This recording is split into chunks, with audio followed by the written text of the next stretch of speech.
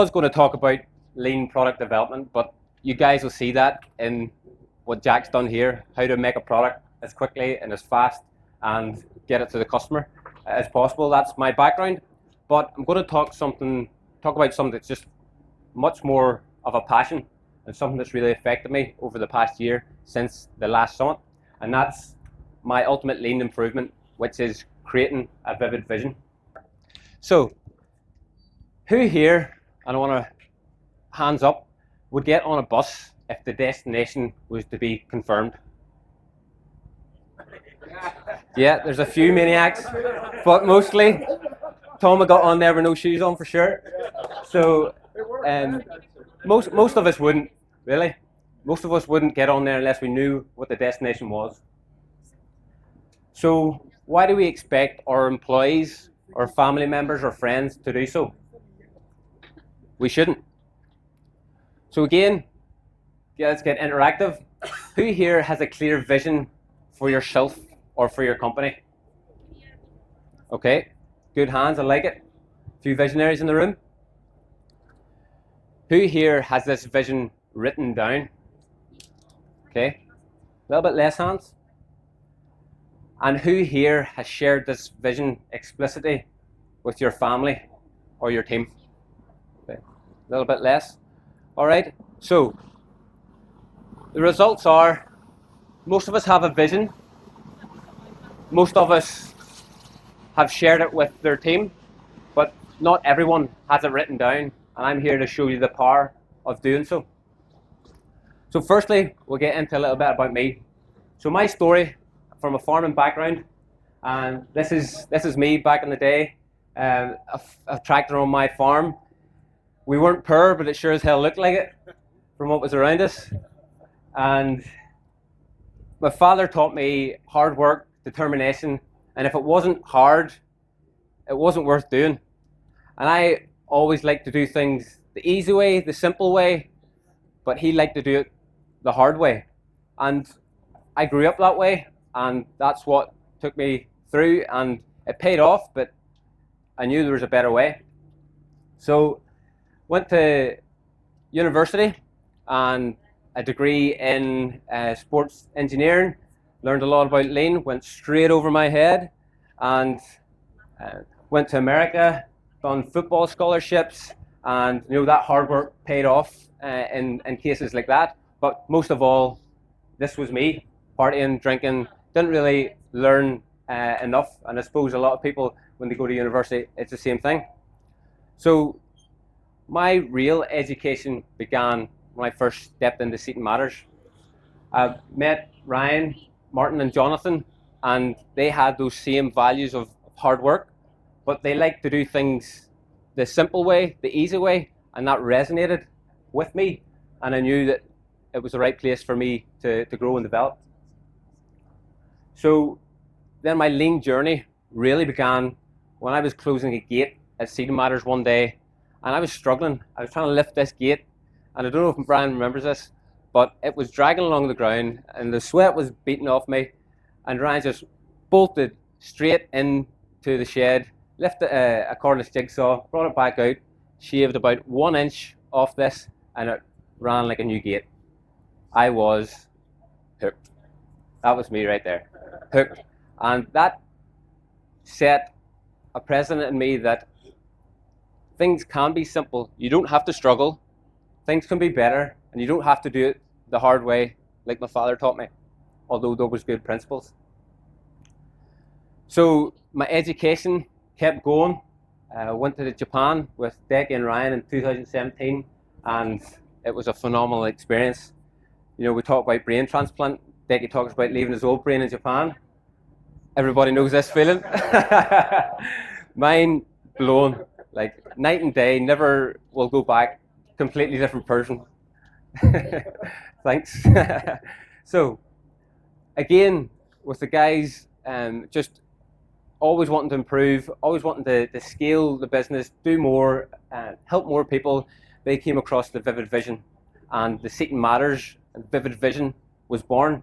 A very practical book that shows you where Seaton Matters was going to go in a few years' time. You call it BHAG, you call it whatever, but this was the vision that we created as a team, which is a very, very important part of it, creating it with us as employees and members of the team. And it was such a worthwhile experience. And as part of that, I ran the design team there, the R&D team, and I created a little mini Vivid Vision for our team to stretch them and push them and help them get to their own potential. So I was racking my brain, searching online, see what was the biggest thing that we could do that really would set us apart. And I came across the Red Dot Design Award. So this is a design award that is competed with Ferrari, Braun, Logitech, all these big names, Toyota, the big brands that you send your product off to Germany and it takes 30 days and they rip it apart and they market on all these criteria, and it's a very, very hard thing to do. I challenged myself and I challenged my team, printed off a certificate of us winning it for a product that we were currently designing. And lo and behold, 12 months later, we won this award. It really motivated the team, and it really drove the decisions that we needed to make in that product design process. So every single process we were doing in there, it was put through our filter of, will this win a Red Dot Design Award? Yes or no? It was a very simple answer. And I say vision drives decision. It makes it very easy, and it's the filter for what you should be making your decisions on.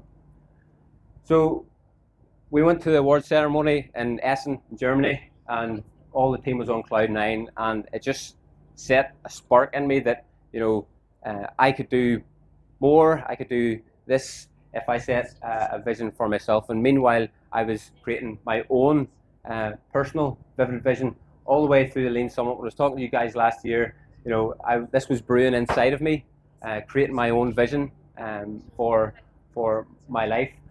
And I started loading my own vision for 9 years' time. So I set a story in my head. I'm 40 years of age. It's 2031. Where am I? What do my family think of me? What kind of life am I living? And what kind of impact have I had on the world? What kind of dent in the universe have I made? So as part of that, and Adam touched on it, finding your purpose, finding your ikigai, mine really became true. One of the main ones there was to change the course of my family's history from working people to business owners and entrepreneurs.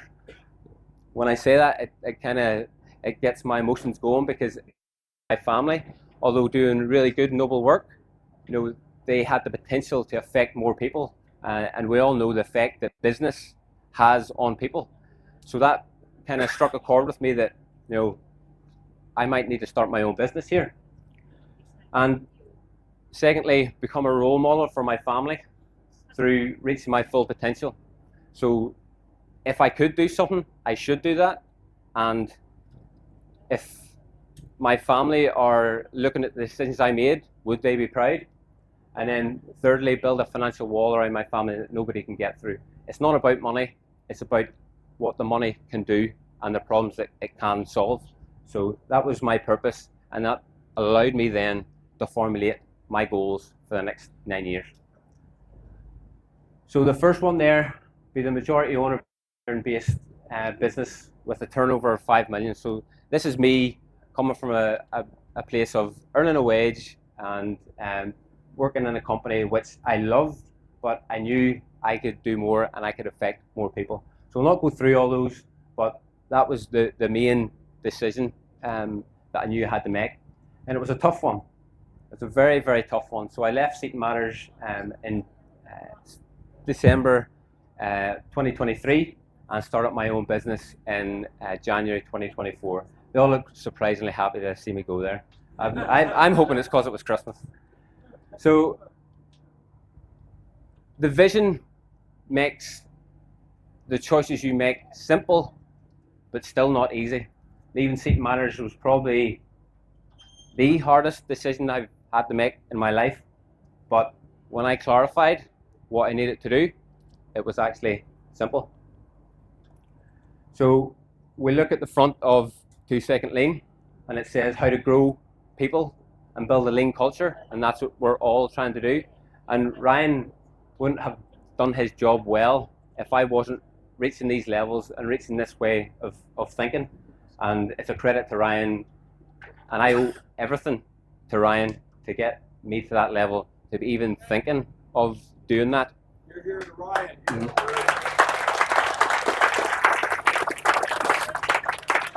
So I don't want this to be misconstrued in any way. I'm not saying if you're working in a business, you can't affect people, you can't have your ikigai, you have to leave and start your own business to do that. It just so happened to be that my main thing was to change my family's history to business owners and entrepreneurs and become a role model, and that was my vehicle. You know, there's people like Alex, who's affecting hundreds of millions of people through the way he does it through an organization, and like that's his ikigai. So by no means you have to move from your company. It just so happened to be that that was my path. So January of this year, built my own garage, built my own lean desktop company of one, solopreneur, and started demanu, a design and manufacturing company, based on the contacts that I'd made in the past. And it was scary.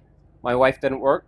She's looking after her 2 kids. There's a lot on the line, mortgage to pay, but I know it really met my vision, and it was a decision I had to make. Not logical, but it was a decision that I had to make. Fast forward 2 months, I'd hired another design engineer, and we were building prototypes in our garage, outgrowing it very, very quickly, and I had to back myself. I rented a 3,000 square foot building 15 minutes away, and I backed myself. I made a negotiation with the landlord, 2 months free rent, and I hadn't a clue how I was going to pay for month number 3. I just knew that this was the vision that I had set for myself. So fast forward a little bit, you know, we get the sign up, we get a bit of income, make lean improvements, you know, everything's looking well. Ryan's taught me how to build a world-class factory, so that's what I'm doing, trying to build a world-class micro factory. I've hired my father, so my father, who had taught me hard work, I'm now showing him the easy way, and he's now making lean improvements, and he's got a new lease of life.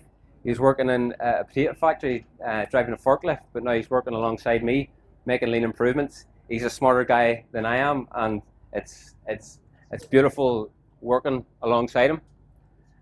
And fast forward a little bit more, I've now a team of 5. We're growing after 6-7 months, and I've kind of came full circle of being able to take that team to Seeding Matters, to supercharge them, affect their lives, and I've had like the rest of my family in working with me. 2 weeks ago, we bought our first CNC machine, and we're investing back into the business. I'm barely taking a wage. I'm putting everything back into this business, because it meets my vision. And another amazing byproduct of it is I'm getting to spend more time with my family, becoming a role model for my son. His favorite thing to do now is come to the factory and cut wood.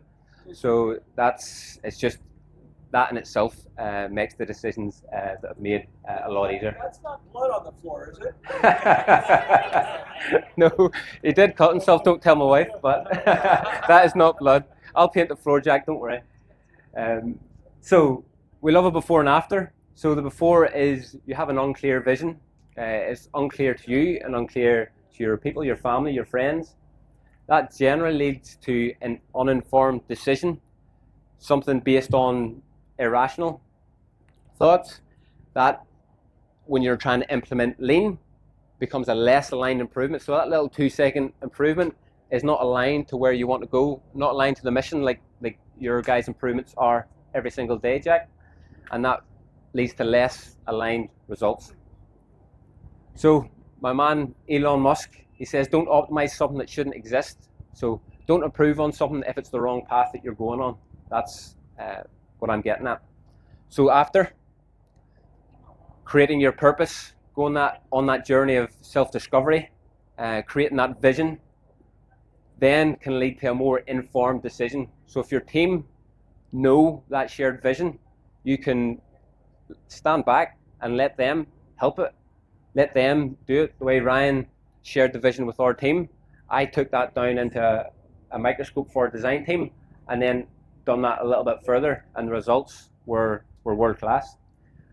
Then that also leads to a more aligned lean improvement and more aligned results for your business and your personal life. So everybody, I want you to close your eyes. I want you to think about the next milestone birthday you have, whether it's 30 years of age, 40 years of age, 50, 60, whatever. I want you to think, where are you? You're blowing out the candles in your birthday cake. What do your family think of you? What role models what role have you been setting for your family? What culture do you have in your business? And what dent have you made in the universe? So just contemplate that for a little second. Okay, let's open our eyes. So just know you're capable of what you're visualizing. I had visualized this, but I didn't believe at the very start that it was possible, but I knew it was the way to go. Make it more tangible by writing it down. Put it into context. Make it a document that you can hand to someone. You can send on WhatsApp. I've done that several times, and it gives positive pressure to what I'm trying to do. I've shared it with some people in this room. And add fuel to yourself by sharing that, yokoten, and that vision that you have, because just put that into reality. It makes it more tangible. And lastly, apply the discipline and philosophy of 2-second lean to make it happen. Thank you.